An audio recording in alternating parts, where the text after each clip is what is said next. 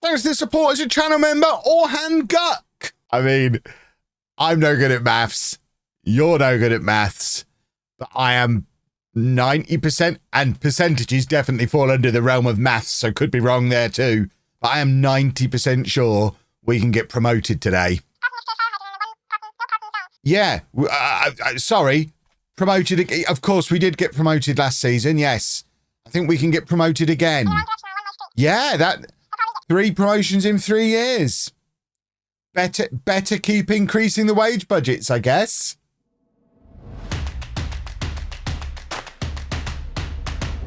Hello and welcome to part 28 of Holiday Home. I'm Kevin. Coming up on today's episode, fingers crossed, we win the league and get promoted to the 3rd tier of Spanish football. Since you were last with me, we've been playing pretty well. Sometimes it's been a very odd win one, draw one situation. When we win, we win. We've got a 6-1 win, a 5-0 win, and then occasionally we just get a little bottly, as we did with a 0-0 draw there, a 1-1 draw there. But we are now 5 points from the end of the season, and I think, if my Kev maths is correct, I think we can win the league here, because we've got 5 games left to play. We're currently 9 points clear of Xerez, who I'll continue to say wrong because hopefully we'll never be in the same league as them again. They played earlier today and won their match, so we're 9 points clear of them at the moment. If we win our match, we go 12 points clear with 4 games to go, and it then goes to head-to-head. So if we look at our head-to-head with them, which is on here somewhere, we beat them 2-0 there, and we drew 1-1 there. So we've beaten them on head-to-head. So if we finish level on points with them, we finish above them. Malaga, who are the other team who theoretically can still get there, even if they win... Hold on. If they win, they'll be 10 points behind us. So they could still... okay. So we can... my brain's going to explode. Let's just win 2 football matches and do a trophy lift. And if for some reason it's not a trophy lift, we'll play a 3rd match and a 4th match. We're just going to keep playing.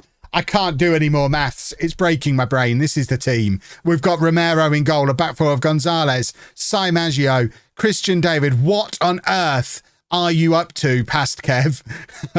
Hold on. Bear with me while I put some defenders in the... What on earth? What is he doing? Ivan's suspended.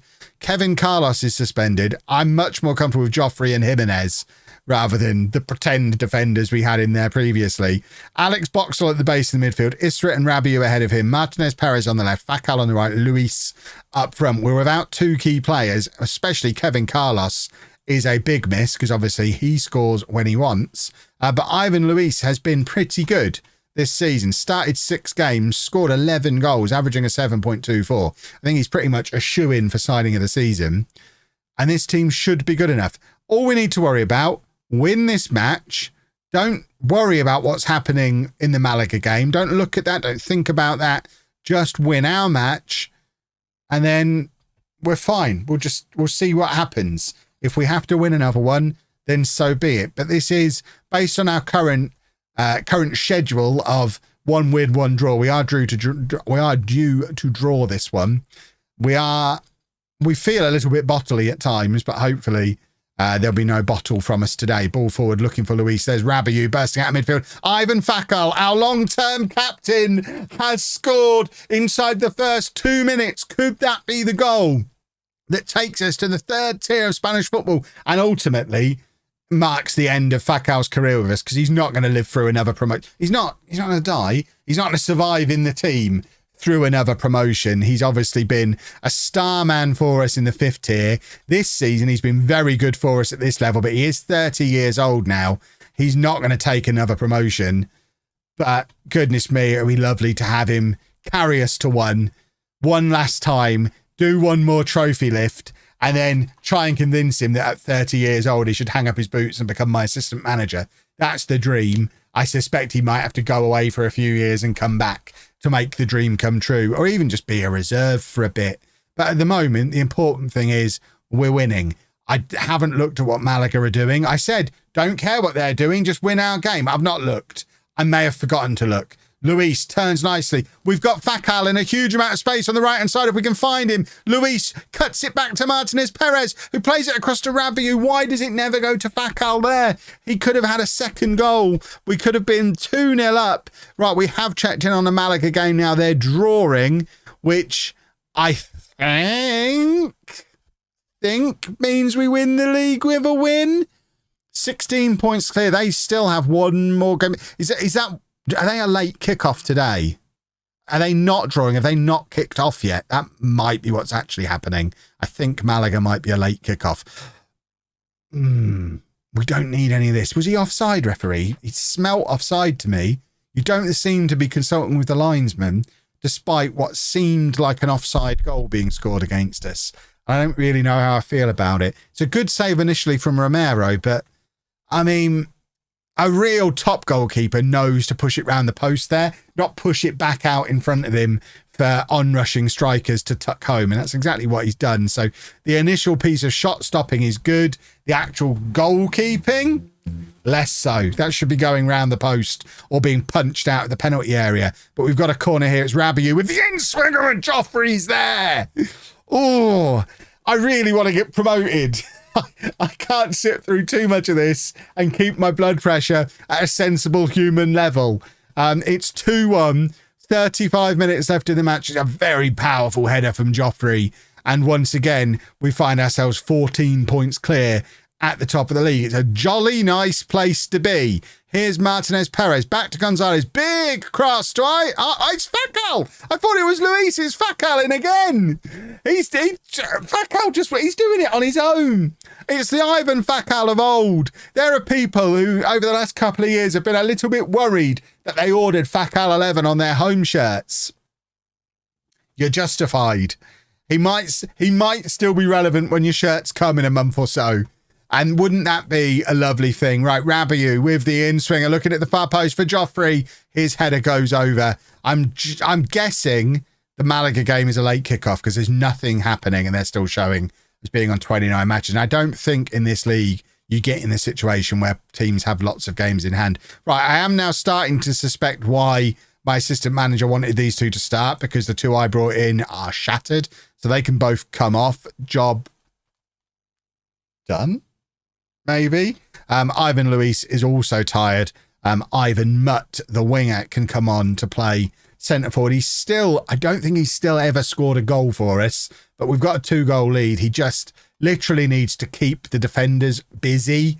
Just needs to run about a bit, maybe hold the ball up occasionally. Doesn't need to do anything too snazzy. We are going to take off Fakal here as the final change. We have been training Martinez Perez to play on the right-hand side lately. I don't know how good he's getting at it. He's up to accomplished on the right wing, so that's quite handy. So we can just stick him out there to play as an inverted winger on that side. Zafra, the young left-back, can come on to play on the left. And now we just... Malaga losing. They're a point for... No, they're not, Kev. They're not playing yet. They were on 55 points the whole time. The maths is very confusing. For all I know, I haven't even checked. We might be ahead on head-to-head from Malaga as well. We could. There's a scenario where we get a trophy lift right now. But I just don't know. I have no idea. If we're ahead of Malaga on head-to-head, which we didn't check pre-game, Yaclano now down to 10 men, but with a 15-point gap. Malaga are playing. They've now... Right, there's no trophy lift. Did Malaga play? Have they maybe only just kicked off? Are we going to get the really anticlimactic? Because they're now down to 29 matches again. But they did move to 30 right at the end. So they have now kicked off. We could be about to become champions between matches. They drew 1-1. I don't know what my head-to-head with them is. They can't catch us. We've won the league, haven't we? Have we? This is a weird way to find out. To the inbox. We haven't won the league. And I don't know why. Wait. There's 4 games left. Everyone's got 4 games left. We're 12 points ahead of them and have a better head-to-head. Does it show me that? No. We're 15 points ahead of them. So to the rules. Somebody get me the rules. Where does it? How does it? Why does it? Results between teams. And we checked this before the match. What?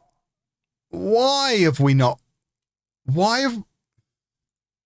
have we not won the league? I'm going to hit continue once more and see if we magically win the league.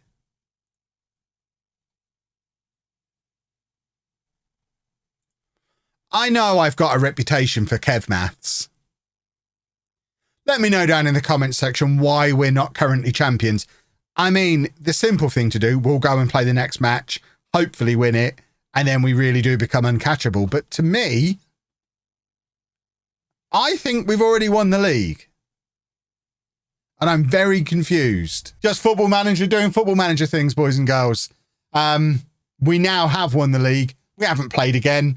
Has anyone else played again since? Okay, so the teams around us have played again, and now Football Manager understands the maths. So we have won the league, but importantly, there's other things happening up here, look, that we haven't looked at yet. So I don't think we're going to get to see a trophy lift, which is much sadness. What I'll probably do from here is play the next 3 matches now off camera. Well, not off, they'll be streamed. They'll be in the Twitch archives somewhere. Don't go and look in the Twitch archives at the moment. They're very out of sync. Check lollujo 2. They're probably on there tomorrow, the in-between matches. And then we'll just come back for the final day of the season so you can see how many goals Kevin Carlos finishes on, that kind of thing. But first,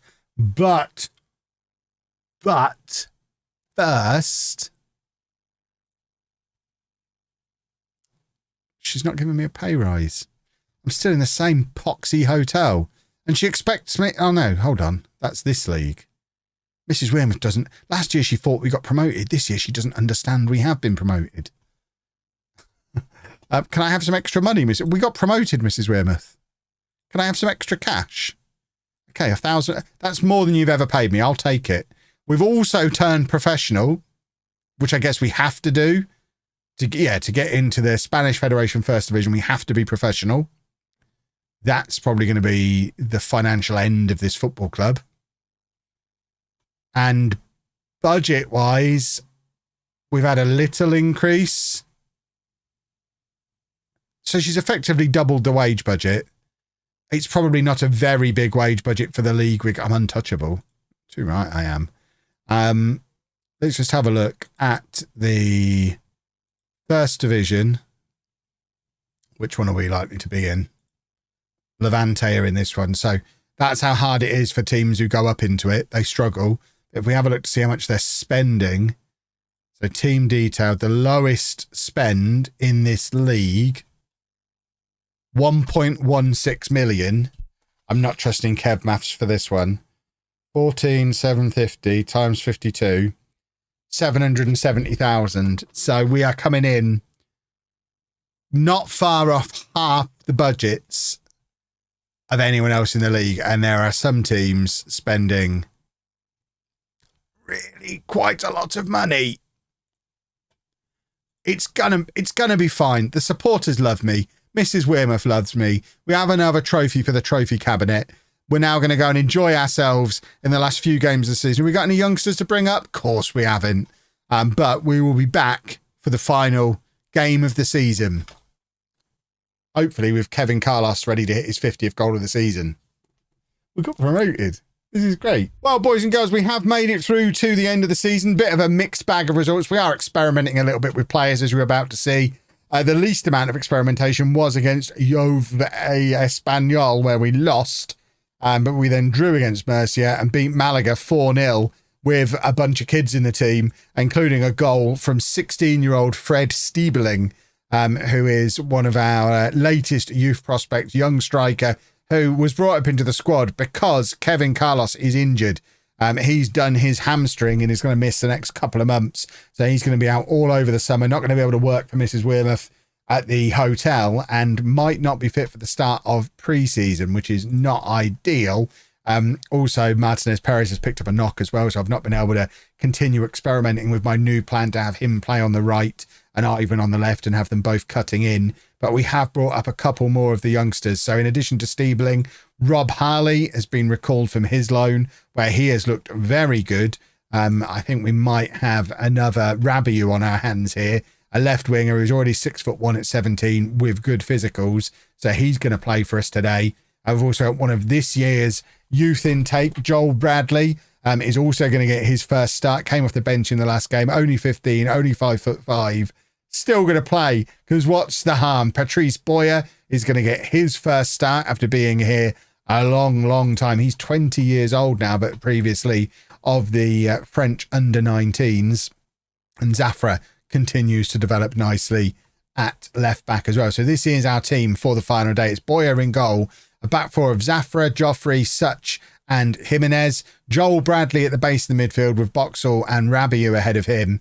Rob Harley on the left, Ivan on the right, and Fred Stiebling up front. Keep your eyes on those youngsters. They are all very good. Oh, hang on. Must have at least 7 players. Oh, we can't play all the kids. Oh, because we've got too many kids in the team.